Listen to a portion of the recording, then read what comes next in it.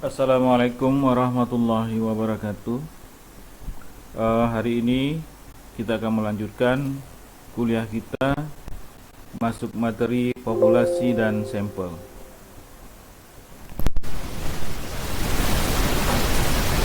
Oke, kita beri gambar ilustrasinya ya. Oke, perhatikan. Ini dia populasi. Ya, populasi. Kemudian dari populasi ini kita ambil perwakilannya. Ya, perwakilan dari populasi ini kita ambil perwakilan yang dapat mewakili populasi yang ada di sini. Jadi ini adalah sampel, adalah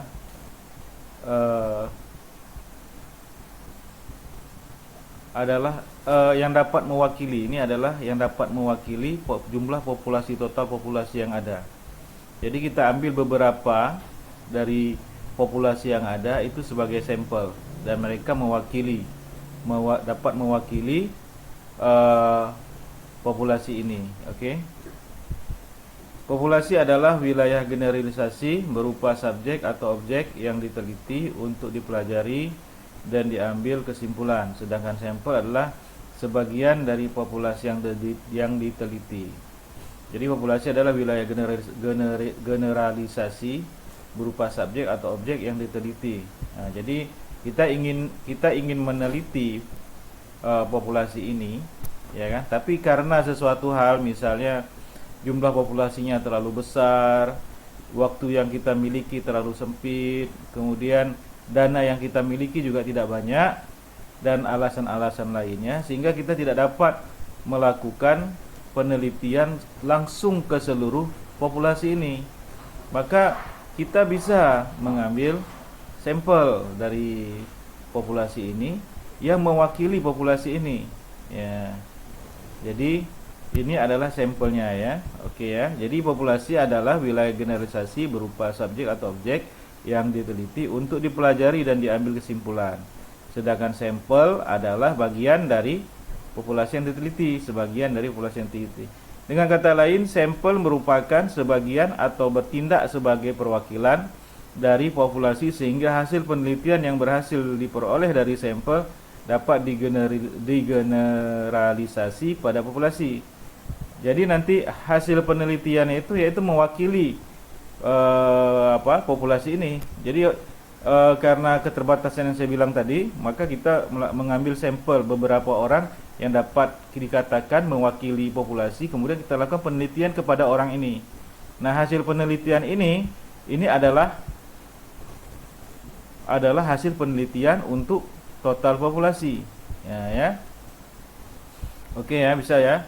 Menarik sampel diperlukan jika populasi yang diambil sangat besar dan peneliti memiliki keterbatasan untuk menjangkau seluruh populasi. Maka peneliti perlu mendefinisikan populasi target dan populasi terjangkau, baru kemudian menentukan jumlah sampel dan teknik sampling yang digunakan. Oke, inilah yang mau kita pelajari ya. Ini ya, paragraf ketiga inilah yang mau kita pelajari sekarang. Jadi yang penting kalian paham dulu populasi itu apa ya. Populasi, misal populasinya Kecamatan Kuta Alam. Tapi karena kita keterbatasan waktu, dana, dan segala macam alasan, maka kita tidak mungkin melakukan penelitian ke seluruh masyarakat di Kecamatan Kuta Alam. Maka kita mengambil beberapa sampel. Nah, bagaimana cara mengambil sampelnya? Itulah yang mau kita pelajari. Oke ya, ukuran sampel. Untuk menentukan sampel dari populasi digunakan perhitungan maupun acuan tabel yang dikembangkan para ahli. Tabelnya banyak ya. Mungkin nanti kita akan melihat salah satu tabelnya ya nanti ya. Secara umum jadi kita kalau udah punya tabel, kita nggak perlu lagi cari-cari, tinggal kita lihat aja. Misal populasi kita 500, maka sampel yang perlu kita ambil berapa? Udah ada langsung di tabel tersebut ya. Tabelnya bisa macam-macam, banyak ya yang melakukan perhitungan itu, tapi kita nanti akan ambil salah satu contoh tabelnya aja ya. Untuk menentukan sampel dari populasi digunakan perhitungan maupun acuan tabel yang dikembangkan para ahli. Nah, secara umum untuk penelitian korelasional jumlah sampel minimal untuk memperoleh hasil yang baik adalah 30. Ya, jadi secara umum biasanya 30 ya. Tapi nanti kita lihat perhitungannya dan juga tabelnya ya. Sedangkan dalam penelitian eksperimen jumlah sampel minimum 15. Jadi kalau eksperimen jumlah sampel minimum 15 dari masing-masing kelompok, dan untuk penelitian survei jumlah sampel minimum adalah 100. Oke ya. Oke, ini dia Roscoe 1975 yang dikutip oleh Umar Sakara 2006 memberi acuan umum untuk menentukan ukuran sampel. Perhatikan, ukuran sampel lebih dari 30 dan kurang dari 500 adalah tepat untuk kebanyakan penelitian. Jadi antara 30 sampai di bawah 500 itu udah bisa dipakai sebagai sampel ya. Jika sampel dipecah dalam sub sampel, misalnya sampelnya terbagi-bagi ya. Misalnya kita pisahkan pria dan wanita, junior dan senior dan sebagainya ya. Maka ukuran sampel minimumnya 30 untuk tiap kategori. Jadi 30 pria, 30 wanita. Ya. Oke ya. Dalam penelitian multivariat termasuk analisis regresi berganda, ukuran sampel sebaiknya 10 kali lebih besar daripada jumlah variabel dalam penelitian. Misalnya variabelnya ada 5, berarti tinggal kita kalikan 5 kali 10 berarti 50, minimal 50 sampel ya. Oke ya. Untuk penelitian eksperimental sederhana dengan kontrol eksperimen yang ketat, penelitian yang sukses adalah mungkin dengan ukuran sampel kecil antara 10 sampai 20. Oke ya. Ini juga termasuk juga penelitian kalian kalau menggunakan eksperimen ya. Oke ya. Oke, besar atau ukuran sampel ini, sampel sangat tergantung dari besaran tingkat ketelitian dan atau kesalahan yang diinginkan peneliti. Namun dalam hal tingkat kesalahan pada penelitian sosial maksimal tingkat kesalahannya 5%. Ini mungkin sedikit ini ya. Ini agak fleksibel ya, karena kadang-kadang kita memakai 10% ya. Tingkat kesalahannya. Makin besar tingkat kesalahan, maka makin kecil jumlah sampel. Namun yang perlu diperhatikan adalah semakin besar jumlah sampel, semakin mendekati populasi, maka semakin kecil peluang kesalahan generalisasi, dan sebaliknya. Semakin kecil jumlah sampel, menjauh jumlah populasi, maka semakin besar pula kesalahan generalisasi. Oke ya. Nah, ini perlu kalian hafal rumusnya, perlu kalian pahami, dan perlu kalian coba cari ya. Misalnya populasinya sekian, misalnya di sini populasinya 125, atau populasinya 1000, atau populasinya 5000 atau 10.000. Kalian coba cari-cari dengan berbagai macam tingkat kesalahan. Nilai presisinya bisa 95%, bisa 90%. Kalau 95% berarti 0,05, berarti tingkat presisinya adalah 5% ya. Kalau 90% berarti nilai presisi E-nya adalah 0,1% ya. Jadi kalian coba cari-cari, karena ini saya pastikan akan keluar di soal final kita ya. Beberapa rumus untuk menentukan jumlah sampel antara lain rumus Solvin. Sekali lagi saya ingatkan, rumus Solvin akan saya keluarkan pada ujian final. Jadi kalian harus pelajari betul-betul, terutama pada saat mencarinya ya, mencari nilai, mencari angka-angkanya, karena biasanya di sini sering sekali salah ya. Salah dalam pengalian dan perjumlahannya dan pembagiannya ya. Oke, ini rumusnya. N adalah sampel yang kita butuhkan. Sedangkan N besar adalah populasi. E adalah E atau D, kadang D, kadang E ya. Itu nilai presisi atau nilai errornya ya. Nilai errornya boleh juga yang kalau sini 0,05. Kalau dia dibilang 95%, ya nilai presisi 95%, berarti nilai E-nya adalah 0,005 ya. Atau nilai signifikansi ya, signifikansi katanya ya. Itu E atau D, dia kadang E, kadang D, itu disebut nilai 0,05 ini signifikansinya. Tapi dengan berbagai macam bahasa ya, bisa nilai presisi, bisa nilai errornya atau apanya ya, tingkat errornya segala macam. Itu dia 0,05. Kalian ganti ini 0,05 kuadrat. Kalian perhatikan, misalnya jumlah populasi adalah 125 dan tingkat kesalahan yang dikehendaki adalah 5%. Perhatikan, Kadang dia menyebut tingkat kesalahan yang dikehendaki 5%. Kadang tingkat kesalahan yang dikehendaki 5%, kadang bahasanya nilai presisinya 95%. Nah, ya. Tingkat kebenarannya 95%. Jadi dia bisa 5% ditaruh sini, bisa juga 90%, tergantung kata-katanya. Kalau ini udah langsung tingkat errornya atau tingkat kesalahannya 5%, kadang mereka menyebutkan tingkat kebenarannya 95%. Nah, jadi kalian harus langsung merubah. Kalau dia tulis 95%, nanti kalian rubah ke 5%. Oh, berarti kalau tingkat kebenarannya 95%, berarti errornya atau signifikansinya 5% gitu kan. Kalian langsung ganti ke 0,05. 5% itu adalah 5/100. 5/100 artinya 0,05. Jadi 5% ini adalah 5/100. Itu adalah 0,05 ya. Oke. Kalau kalian udah dapat angka-angkanya, tinggal kalian masukkan. N sama dengan, perhatikan, populasi 125 1 ditambah, perhatikan. Nanti kalian kerjakan adalah yang di dalam kurung dulu. Kalian kerjakan yang di dalam kurung dalam, ya. 0,05 dipangkat 2. Sama itu artinya 0,05 dikali 0,05. Udah? Setelah kalian mengali di dalam, 0,05 kalian kali sama 0,05 kalian kali 0,05 karena dia kuadrat kan? Atau 0,05 kuadrat. Baru kemudian kalian kali dengan 125.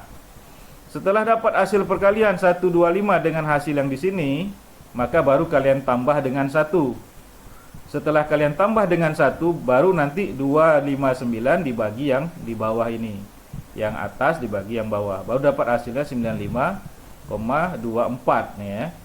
Ingat, pembulatannya harus ke atas. Kalau kalian bulatnya ke bawah, maka saya akan buat salah ya. Ini adalah sampel. Sampel tidak boleh dibulatkan ke bawah, tapi harus dibulatkan ke atas.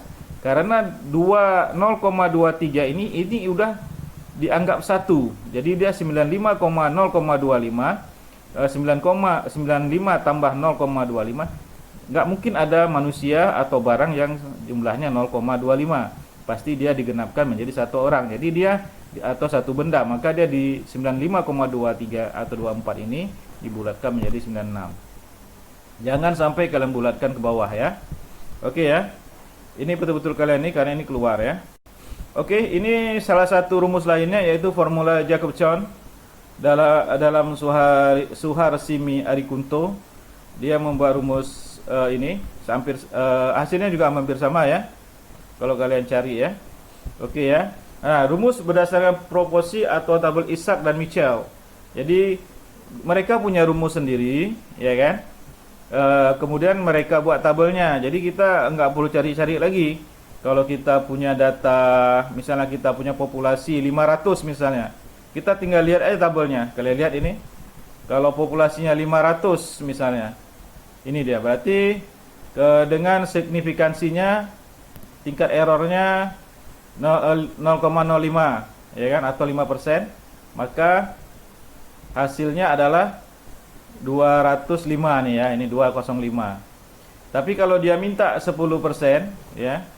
Kalau dia minta 10%, signifikansinya 10%, maka data 500 ini, maka dia populasi 500 dia 176. Jadi kita nggak perlu lagi nyari-nyari. Tapi ingat tadi ya, solving tadi kalian harus belajar betul-betul karena itu saya pastikan keluar. Oke, kemudian pengertian teknik sampling ini dia cara apa? Cara pengambilan sampel ya.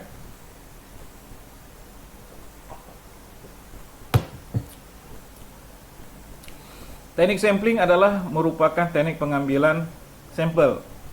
Sugiono.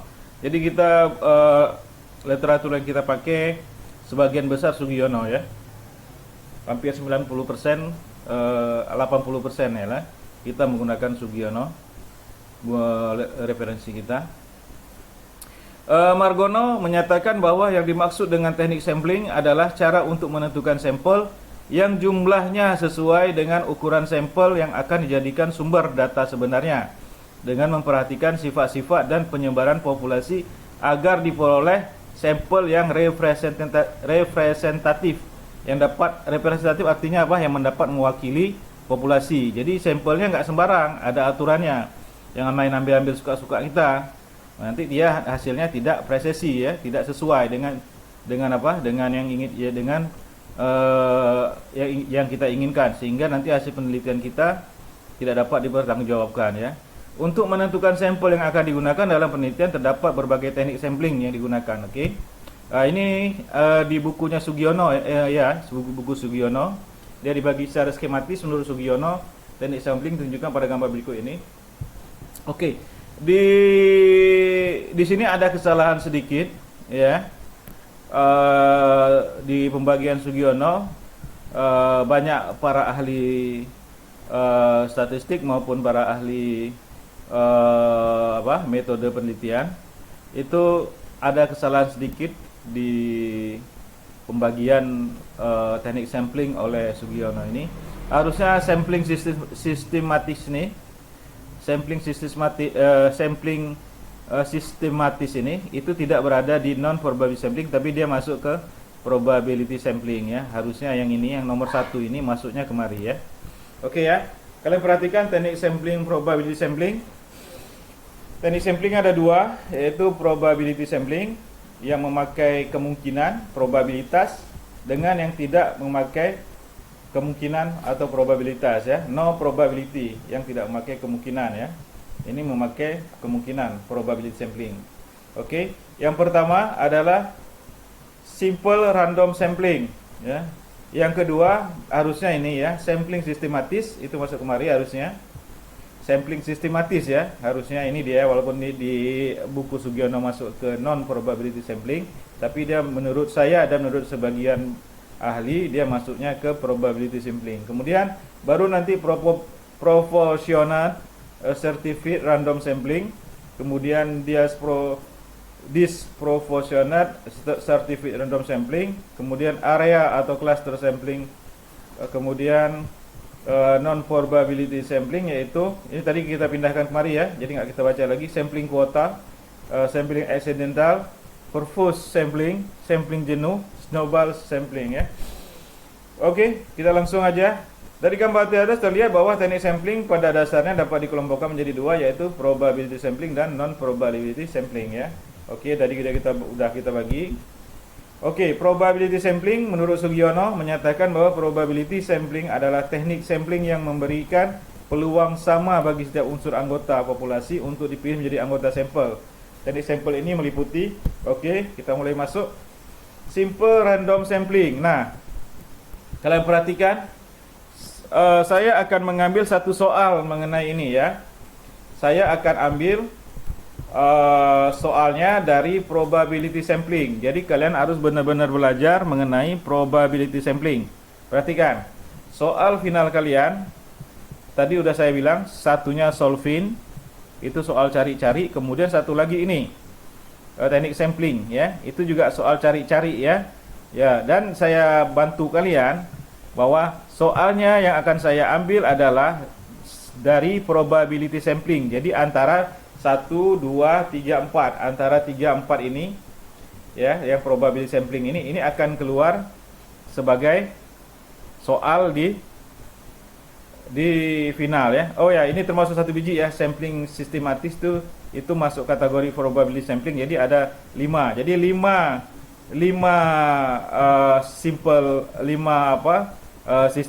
teknik sampling ini kalian pelajari ya, karena salah satunya akan keluar pada saat ujian dan saya harap kalian bisa menjawab.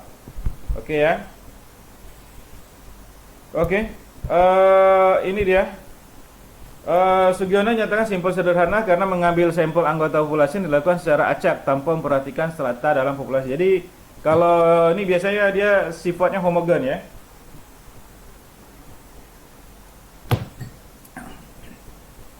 Jadi biasanya kalau simple random sampling itu sampelnya populasinya homogen. Jadi kita bisa ambil sembarang sebenarnya, asal kita misalnya kita langsung contoh aja ya, misalnya ada 500 orang mahasiswa S1. Untuk memperoleh sampel sebanyak 150 orang dari populasi tersebut digunakan teknik ini, baik dengan cara undian, ordinal maupun tabel bilangan random. Jadi caranya bebas, mau kalian pakai lotre ya kan, mau kalian satu-satu, tapi nanti kalian kembalikan lagi. Misalnya kalian buat kayak apa, kayak arisan itu, kalian kocok-kocok keluar satu, si A masuk, kemudian kalian masukkan lagi, kalian kocok lagi, keluar lagi, misalnya si B masuk gitu kan. Terus kalau keluar lagi si B, berarti si B tidak udah di dalam, jadi dia udah nggak dihitung lagi, dimasukkan lagi. Jadi dia harus tetap dimasukkan setiap undiannya harus, kalau yang udah keluar digulung lagi, dimasukkan lagi. Dia gitu ya. Karena kalau enggak dia nanti probabilitasnya tidak 500 lagi gitu kan. Probabilitasnya kalau satu keluar kemudian nama dia, nomor dia kita simpan, berarti di dalam gelas yang kita kocok atau yang kita undi sudah tidak 500 lagi, tapi sudah 499. Jadi sudah tidak sesuai lagi peluangnya. Jadi harus tetap dimasukin sehingga dia jumlahnya tetap 500. Nah, yang nama keluar tinggal kita catat. Oh, si A, kemudian si D, kemudian si F misalnya. Kita catat sampai genap 150 orang ya. Bisa ya? Oke, ini dia. Ini populasi homogen diambil secara random, suka-suka, ya kan? Boleh juga main angkat tangan, siapa yang luar angkat tangan misalnya. 150 orang yang angkat tangan dihitung 1 2 3 4 5. Oh udah, kamu semua ikut saya gitu kan. Kamu akan dilakukan penelitian. Bisa ya? Atau dengan cara-cara lain lah, banyak dia ya. Kalau di sini atau pakai komputer bisa juga. Jadi masing-masing orang pegang nomor, tinggal diacak pakai komputer, maka yang keluar nomornya 150 orang ya. Kita ambil sebagai sampel. Oke ya. Ini lagi misalnya populasi adalah siswa SD negeri sekian Jakarta berjumlah 500 orang. Jumlah sampel ditentukan dengan tabel Ishak dan Mitchell dengan tingkat kesalahan sebesar 5%. Sehingga jumlah sampel ditentukan sebesar ini tadi jumlah populasinya 500, N besarnya 500, kemudian signifikansinya 5% atau 0,05. Perhatikan 5% artinya 5/100, artinya 0,05. Maka kita bisa cek di ini homogen ya. Kita bisa cek di tabel tadi ya. Tabel Ishak ya, Ishak Mitchell ya. Kita lihat coba. Mana dia tabel Ishak Mitchell? 500 signifikansinya 5%, berarti 205. Berarti jumlah sampel yang kita ambil 205. Betulkah? Oke, betul ya, 205 ya. Oke. Jadi bisa ya. Jadi kalau simple random sampling ini gampang ya. Kita bisa ambil secara main sistem tunjuk juga bisa sebenarnya. Main sistem angkat tangan, siapa yang duluan angkat tangan? Ada 150 orang, ya udah kita ambil 150 orang itu. Atau main tunjuk aja, kamu secara random boleh juga ya. Tapi yang lebih bagus misalnya diacak dengan cara undi, baik pakai komputer atau kita acak pakai manual ya. Oke ya. Saya kira bisa ya. Kemudian proportionate stratified random sampling ya.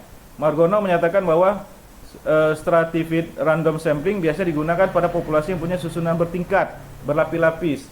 Menurut Sugiono, teknik ini digunakan bila populasi punya anggota unsur yang tidak homogen dan berstrata. Secara berstrata berarti dia mempunyai kelompok-kelompok gitu ya, mempunyai tingkat-tingkat ya. Bisa dipahami ya. Jadi populasinya bertingkat-tingkat, ada tingkat-tingkat, ada kelompok-kelompoknya. Kalau di sini diambil contoh misalnya populasinya ada yang S1 45 orang, S2 30, STM 800, SD 900, SMEA 400, SD 300. Jumlah sampel yang harus diambil meliputi strata pendidikan. Nah, kita lihat ini. Berarti kita tinggal lihat jumlah totalnya berapa? Jumlah total sampel ini. Ini tambah ini, tambah ini, tambah ini, tambah ini, tambah ini. Udah kan? Udah dapat kita. Nah, ini jumlah yang udah kita dapat totalnya ini itu adalah populasi. Oke, kita lihat sekarang signifikansinya dipakai berapa? Error yang diizinkannya berapa? Misalnya 0,10% atau 5% atau 0,05 boleh.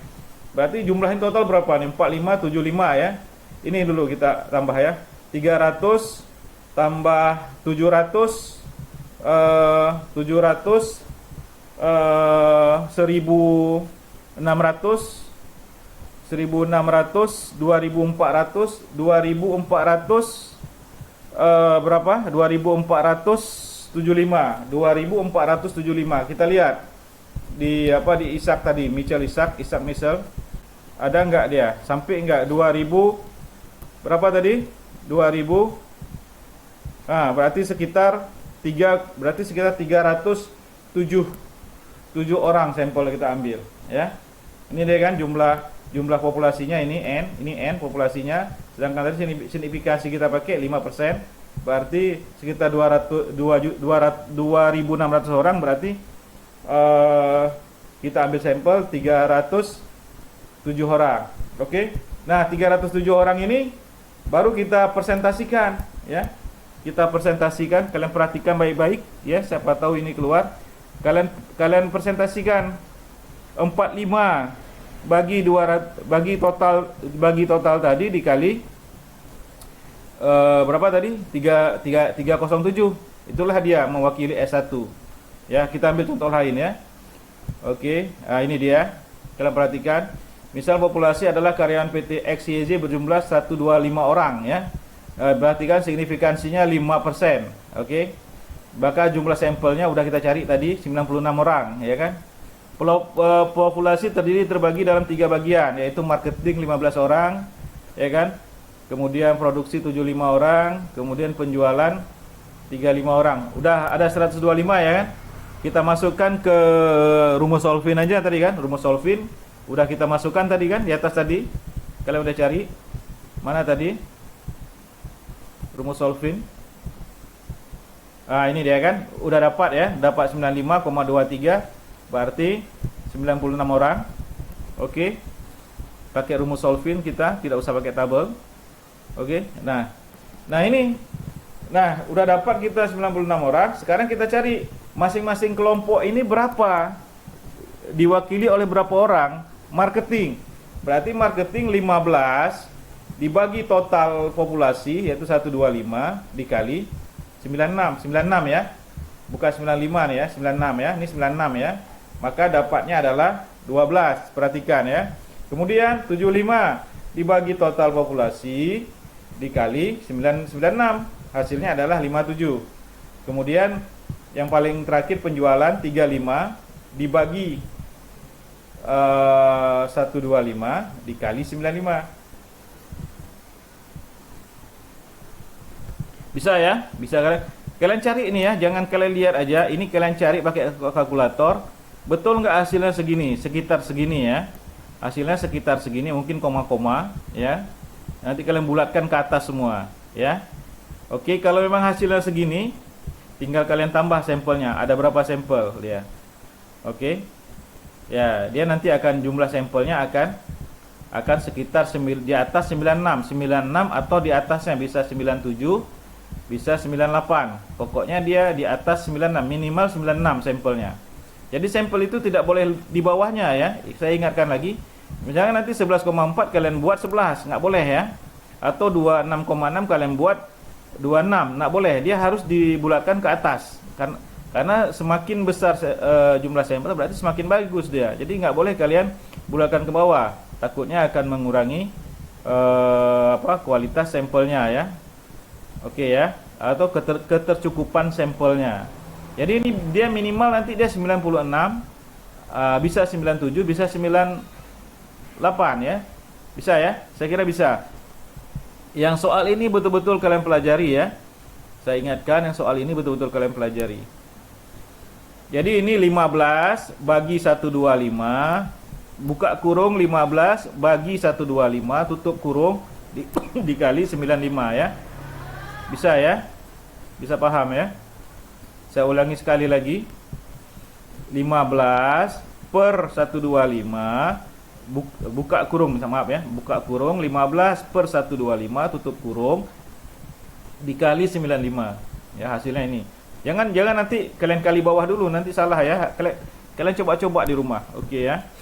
This proportion certified random sampling. Sugiono menyatakan bahwa teknik ini digunakan untuk menentukan jumlah sampel bila populasinya berserata tapi kurang proporsional. Sama seperti ini dia. Sama seperti ini dia, ya. tapi dia pembagiannya tidak ini, tidak apa, tidak tidak ada kelompok yang tidak dapat, yang jumlahnya terlalu sedikit. Jadi kayak misalnya misalnya ada populasi 1000, ya kan? Nah, ternyata S1 dan S2-nya cuma 10 orang. Padahal ini kalau 1000 kita cari kira-kira ada berapa sampel. Nah, sehingga apa? Sedangkan ini nanti dia sampelnya mungkin sekitar belasan orang atau puluhan orang. Sedangkan ini nggak mungkin kita ambil satu aja, ya kan? Atau nggak mungkin kita ambil satu. Jadi kalau untuk disproportional certificate random sampling ini, yang S1-nya kita ambil semua. Karena dia sangat sedikit, maka kita ambil semua sebagai sampel. Jadi ini nanti kita total dulu. Misal totalnya 1000 kan? Total 1000, baru kita masukkan ke rumus solving, atau kita misalnya signifikansinya 5% ya. Kita lihat aja.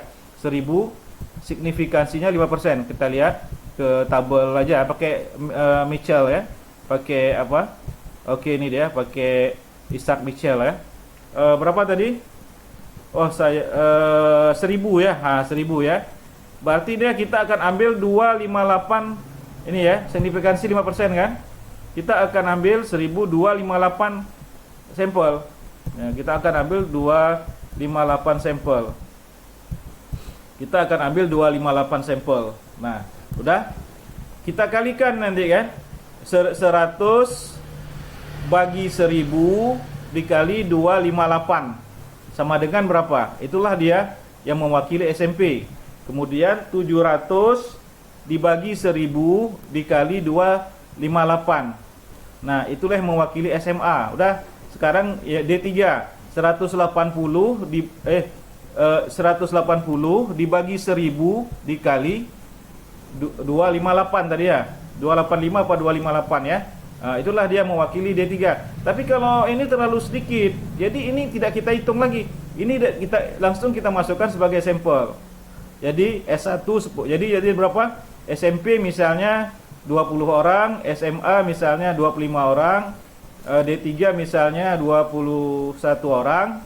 Maka S1-nya langsung kita ambil semua 10, S2 10. Karena apa? Karena dia sampelnya terlalu sedikit, tidak sebanding sama yang di atas. Tapi tetap sampel pencarinya tetap pakai rumus, baik rumus Solvin maupun Mitchell dan Isaac tadi ya. Oke ya, bisa ya, udah bisa paham ya. Jadi bedanya di situ.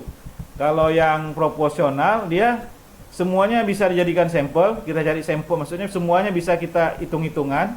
Nanti S1 diwakili oleh berapa orang, dari 45 diwakili mungkin 3 orang, S2 mungkin diwakili oleh 2 orang, STM mungkin diwakili oleh 11 orang, ini mungkin diwakili oleh 20 orang, bisa ya. Tapi kalau yang disproportional certificate random sampling, dia terlalu sedikit S1 dan S2-nya, maka semua yang 10-10 ini kita ambil sebagai sampel. Sedangkan yang SMP, SMA dan D3 kita pilih beberapa mewakili sesuai dengan rumus Solvin atau rumus yang lainnya ya. Rumus Isaac dan Mitchell ya. Oke ya. Kemudian cluster sampling area. Teknik ini disebut juga cluster random sampling. Menurut Margono, teknik ini digunakan bila mana populasi tidak terdiri dari individu-individu, melainkan terdiri dari kelompok-kelompok individu atau cluster. Ini sistem cluster ya.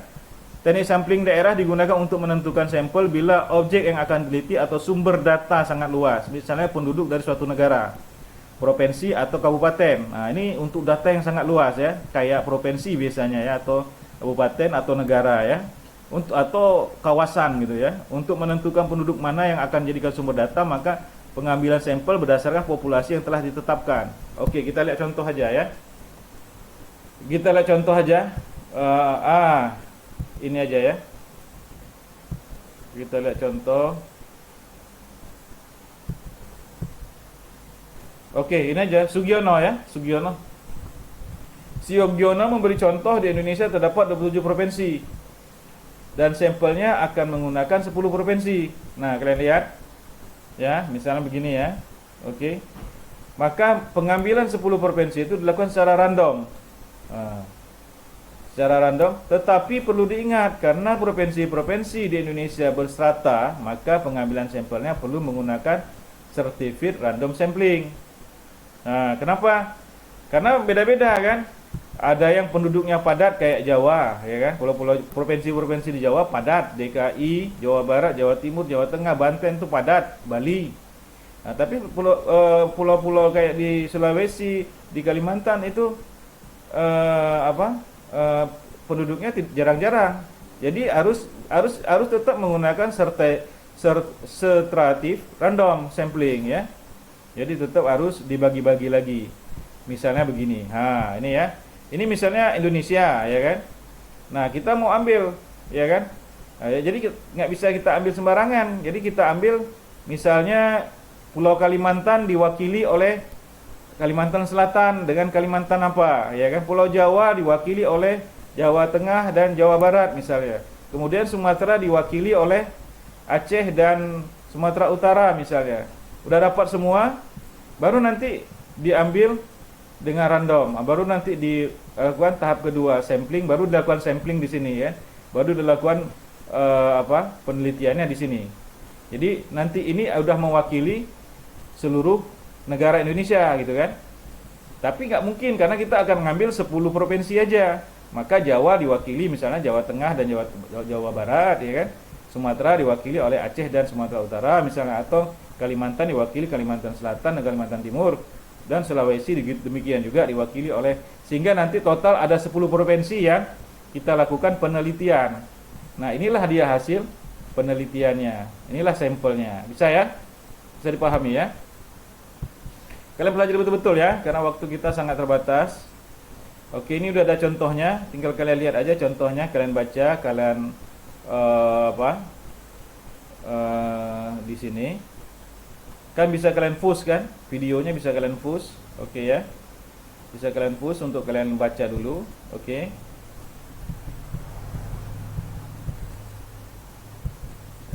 Oke, ini contoh lainnya. Ini contoh lainnya, kalian push saja, nanti kalian baca dulu. Oke. Oke, menurut Sugiono, sekarang kita masuk ke non probability sampling, adalah teknik yang tidak memberi peluang kesempatan yang sama bagi setiap unsur atau anggota populasi.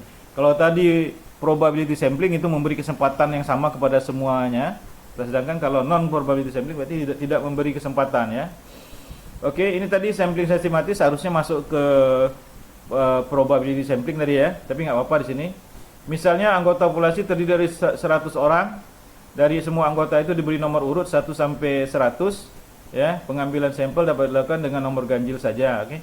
Jadi misalnya ada 100 orang, kita perlu misalnya 20 orang atau 25 orang. Ya udah, kita kasih nomor semua, kita bagi nomor secara acak, udah dapat nomor masing-masing, kita tinggal panggil nomor 5, nomor 10, nomor 15, nomor-nomor yang udah kita tentukan, atau nomor 3, nomor 6, nomor 9, nomor 12, nomor 15. Nah, itu yang kita jadikan sampel.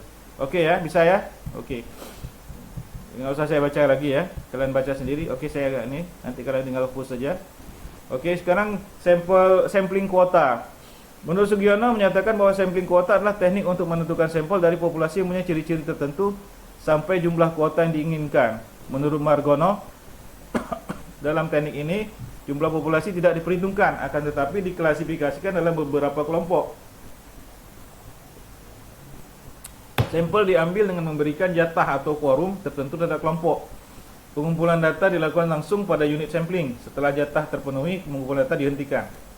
Oke, kita langsung contoh aja. Sebagai contoh, akan melakukan penelitian terhadap pegawai golongan 2. Penelitian dilakukan secara kelompok. Setelah jumlah sampel ditentukan 100 dan jumlah anggota peneliti berjumlah 5 orang, maka setiap anggota peneliti dapat memilih sampel secara bebas sesuai dengan karakteristik ditentukan golongan 2 sebanyak 20 orang. Bisa ya? Bisa dipahami ya?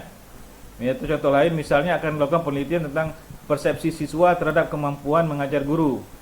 Jumlah sekolah ada 10, maka sampel kuota dapat ditetapkan masing-masing 10 siswa per sekolah. Oke ya? Bisa ya? Jadi udah dikuotakan. Misalnya kita ingin melakukan penelitian tentang persepsi siswa terhadap kemampuan mengajar guru. Oke ya. Dari kota kita ini kita akan pilih 10 SMA, 10 sekolah, misalnya 10 MI atau 10 SD ya, yang akan kita teliti. Nah, masing-masing yang ya, SD yang terpilih yang 10 ini atau MI yang terpilih yang 10 biji, yang 10 sekolah ini, itu kita ambil masing-masing, kita ambil kuotanya 10 siswa. Jadi totalnya nanti ada 10 kali 10 ada 100 siswa. Nah, 100 siswa inilah yang kita nanti akan ambil sampel untuk meneliti tentang persepsi siswa terhadap guru. Bisa paham ya? Jadi ini sistem kuota Banda Aceh, dari sekian banyak sekolah dasar dan MI kita ambil 10 sekolah sebagai perwakilan ya. Dari 10 siswa ini, dari 10 sekolah ini kita pilih 10 orang siswa untuk mewakili sekolah ini. Nah, dari 10 masing-masing 10 siswa dari setiap sekolah berarti totalnya ada 100. Nah, 100 siswa inilah yang akan kita ambil sebagai sampel dan akan kita lakukan penelitian tentang persepsi siswa terhadap kemampuan mengajar guru. Bisa ya.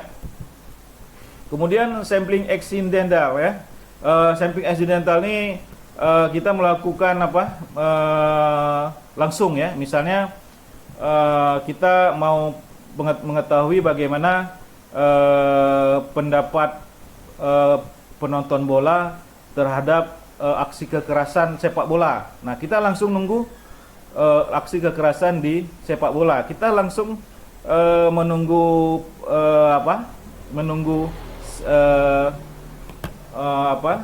sampel kita itu di stadion. Begitu mereka sebelum nonton bola atau sesudah nonton bola, kita wawancara mereka atau kita ambil sampel mereka. Jadi itu yang disebut aksidental ya. Jadi langsung kita ambil. Sampling aksidental adalah teknik penentuan sampel berdasarkan kebetulan, yaitu siapa saja yang secara kebetulan bertemu dengan peneliti dapat digunakan sebagai sampel bila dipandang orang yang kebetulan ditemui cocok sebagai sumber data. Salah satunya seperti itu tadi ya. Menurut Margiono menyatakan bahwa dalam teknik ini pengambilan sampel tidak ditetapkan lebih dahulu. Peneliti langsung mengumpulkan data dari unit sampling yang ditemukan. Misal, peneliti tentang pendapat umum mengenai pemilu dengan pergunakan setiap warga negara yang telah dewasa sebagai unit sampling.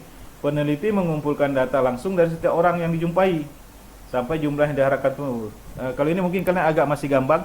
Yang orang di stadion tadi lebih mudah. Kita ingin mengetahui pendapat supporter sepak bola ya, atau orang yang menyukai sepak bola tentang kekerasan tentang kekerasan di dunia sepak bola. Maka kita menunggu sampel kita atau orang yang akan terjadi sampel itu di sekitar stadion sebelum mereka menonton bola atau setelah mereka menonton bola, kita wawancari mereka. Oke. Itulah sampel kita sampai jumlah sampel yang kita butuhkan terpenuhi. Bisa ya? Atau ini, misal peneliti tentang kepuasan pelanggan pada pelayanan mal A. Sampel ditentukan berdasarkan ciri-ciri usia di atas 15 tahun dan baru pernah ke mal A tersebut. Maka siapa saja yang kebetulan bertemu di depan mal A, maka dengan peneliti berusia di atas 19 tahun akan dijadikan sampel. Bisa ya? Bisa paham ya? Oke. Kemudian sampling forwardship ya. Sugiyarto menyatakan bahwa sampling forwardship adalah teknik penentuan sampel dengan pertimbangan tertentu. Menurut Margono, pemilihan sekelompok subjek dalam purpose sampling didasarkan atas ciri-ciri tertentu yang dipandang mempunyai sangkut paut yang erat dengan ciri-ciri populasi yang sudah diketahui sebelumnya. Dengan kata lain, unit sampel yang dihubungi disesuaikan dengan kriteria-kriteria tertentu yang diterapkan berdasarkan tujuan peneliti. Misalnya, akan melakukan penelitian tentang disiplin pegawai, maka sampel yang dipilih adalah orang yang ahli dalam bidang kepegawaian aja. Atau misalnya, peneliti ingin meneliti permasalahan seputar daya tahan mesin tertentu, maka sampel yang ditentukan adalah para teknisi atau ahli mesin yang mengetahui dengan jelas permasalahan ini. Atau penelitian tentang pola pembinaan olahraga renang, maka sampel yang diambil adalah pelatih-pelatih renang yang dianggap memiliki kompetensi di bidang ini. Teknik ini biasanya dilakukan pada penelitian kualitatif. Kalian perhatikan, teknik ini sering dilakukan di penelitian kualitatif ya. Oke, sampling jenuh. Kalau sampling jenuh ini sama dengan sensus ya. Jadi kita semuanya jadi sampel. Misalnya kita ingin mengetahui tingkat pendapatan, tingkat kemiskinan kota Banda Aceh gitu kan. Maka seluruh warga Banda Aceh, ya kan, seluruh kakak di Banda Aceh akan dijadikan sampel. Jadi seluruhnya. Oke, menurut Sugiono, sampling jenuh adalah teknik penentuan sampel bila semua anggota populasi digunakan sebagai sampel. Hal ini sering dilakukan bila jumlah populasi relatif kecil, kurang dari 30 orang. Istilah lain sampel jenuh adalah sensus. Tidak mesti ya, tapi kalau negara biasanya seluruh warga negara dia sensus kan. Jadi kalau kita mungkin ya sampel kita ya yang memang penelitian kita tidak lebih ya tidak lebih dari 30 orang gitu kan, maka kita jadikan sampel semua gitu. Tapi kalau biasanya sensus itu untuk negara atau provinsi atau kabupaten atau kota, itu biasanya dilakukan sensus itu keseluruhan warga kota atau keseluruhan warga negara ya. Istilah lain sampel jenuh adalah sensus di mana semua anggota populasi jadikan sampel. Oke ya, bisa ya. Bisa untuk misalnya sampel kita memang cuma 30 orang, ya udah 30 ini berarti sensus ya kan. Ya kan? Misalnya misalnya kita membuat sampel penelitian tentang ahli apa gitu kan, yang memang cuma ada 30 orang atau 25 orang gitu. Maka 25 orang itu kita jadikan sebagai sampel karena memang nggak ada orang lain. Maka itu disebut dengan sensus. Tapi biasanya negara ya melakukan sensus ya, atau provinsi melakukan sensus ya. Oke ya. Misalnya akan dilakukan penelitian tentang kinerja guru di SMA Jakarta. Karena jumlah guru hanya 35, maka seluruh guru dijadikan sampel penelitian. Ya kan, karena populasi gurunya cuma 35, ya semuanya berarti itu masuk kategori sampling jenuh ya. Oke ya. Snowball sampling. Snowball sampling adalah teknik menentukan sampel yang mula-mula jumlahnya kecil. Ini juga yang kualitatif ya. Ini juga penelitian kualitatif biasanya. Snowball sampling ini lebih ke penelitian kualitatif. Sama tadi seperti apa? Seperti yang nunggu di stadion tadi. Sampel apa tadi? Sampling accidental. Ini juga kualitatif ya. Lebih ke kualitatif. Ya. Oke ya. Ya, dan ini juga ya, sampling snowball sampling ini juga lebih ke kualitatif ya. Saya ulangi lagi tadi ya, yang kualitatif, accidental.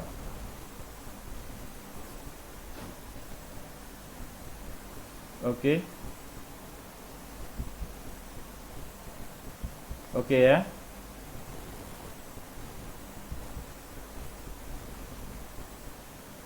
Ini juga tentang kualitatif ya, purpose ya. Karena kita akan menanya langsung kepada ahlinya ya. Oke. Purpose ya, kualitatif. Accidental bukan ya, accidental bukan kualitatif. Tapi purpose nih yang kualitatif, purpose dan juga snowball sampling ya, itu juga kualitatif biasanya ya. Jadi ada dua tadi yang cenderung ke kualitatif, yaitu sampling purpose dan snowball ya, snowball sampling ya. Ada dua tadi yang cenderung ke kualitatif. Snowball sampling teknik penentuan sampel yang mula-mula jumlahnya kecil, kemudian sampel disuruh memilih teman-temannya untuk jadikan sampel oleh Sugiono. Begitu seterusnya sehingga jumlah sampel semakin banyak. Ibarat bola salju yang menggelinding, makin lama semakin besar. Pada penelitian kualitatif banyak menggunakan sampel purpose dan snowball. Oke, betul ya. Jadi pada penelitian kualitatif banyak menggunakan sampel purpose dan snowball ya. Salah tadi saya ya. Jadi banyak memakai purpose dan snowball. Ya, jadi bukan accidental enggak ya. Jadi simple purpose dan snowball ya. Oke. Oke, seperti ini ya. Misalnya sampel pertama tanya gimana. Oh si A, si B, oh si B sama si C lebih paham. Kita tanya lagi gimana. Oh dia tunjuk si ini, dia tunjuk si ini. Di si B juga tunjuk si ini. Sehingga kita makin lama sampel kita makin banyak. Oke ya. Ini biasanya untuk mencari bandar narkoba bisa ya. Untuk mencari penjahat-penjahat bisa gitu. Karena kan biasanya rahasia-rahasia mafia-mafia bisa itu, untuk membongkar mafia-mafia bisa, itu penelitian seperti itu. Misal akan melakukan penelitian tentang pola peredaran narkoba di A. Sampel mula-mula adalah 5 orang napi, kemudian terus berkembang pada pihak-pihak lain sehingga sampel atau responden terus berkembang sampai ditemukan informasi menyeluruh atas permasalahan yang diteliti. Oke ya. Oke, saya kira itu dia materi kita. Ada materi tambahan sedikit ini. Menurut Margiono, penentuan sampel perlu memperhatikan sifat dan penyebaran populasi. Berkenaan hal itu, dikenal beberapa kemungkinan dalam penetapan sampel dari suatu populasi berikut ini. Sampel proporsional. Sampel proporsional menunjukkan perbandingan penarikan sampel dari beberapa subpopulasi yang tidak sama jumlahnya. Dengan kata lain, unit sampling pada setiap subsampel sebanding jumlahnya dengan unit sampling dalam setiap subpopulasi. Ini tadi yang apa? Yang strata, yang punya struktur ya, dan yang itulah yang kalian pelajari, yang punya struktur ya. Misalnya ada bagian marketing 50 orang, bagian penjualan 70 orang. Nah, kita ingin ambil sampel, berarti dari masing-masing kelompok kita ambil sampel ya. Kemudian area sampel. Sampel ini memiliki kesamaan dengan proporsional sampel. Perbedaannya terletak pada subpopulasi yang ditetapkan berdasarkan daerah penyebaran populasi yang tidak teliti. Perbandingan besar subpopulasi menurut daerah menurut penelitian dijadikan dasar untuk menentukan ukuran subsampel. Ini tadi seperti yang area tadi yang wilayah tadi ya, yang tadi kita bahas provinsi ya, negara, provinsi, kemudian ke kabupaten atau kota ya. Oke ya. Kemudian sampel ganda. Penarikan ganda atau sampel kembar dilakukan dengan maksud menanggulangi kemungkinan sampel minimum yang diharapkan tidak masuk seluruhnya. Untuk itu jumlah atau ukuran sampel ditetapkan 2 kali lebih banyak dari yang ditetapkan. Penentuan sampel sebanyak 2 kali ini dapat dilakukan terutama apabila alat pengumpul data yang dipergunakan adalah kuesioner atau angket. Oke, jadi kita sebenarnya kita butuh 30 sampel. Cuman karena kita khawatir, maka kita membuat kuesionernya sampai 60 kuesioner. Sehingga apa? Sehingga nanti begitu terkumpulkan ternyata banyak ya, sampel kita jadi banyak gitu. Itu untuk mengantisipasi siapa tahu 30 sampel yang udah kita tetapkan tersebut ternyata ada beberapa yang tidak terpenuhi. Jadi kita udah punya sampel penggantinya ya. Oke ya, bisa ya. Oke ya. Jadi dengan mengirim 2 set kuesioner pada 2 sampling yang memiliki persamaan, tapi seandainya dua-duanya bisa, kita pilih salah satu ya, maka diharapkan salah satu di antaranya akan dikembalikan sehingga jumlah ukuran sampel yang telah ditetapkan terpenuhi.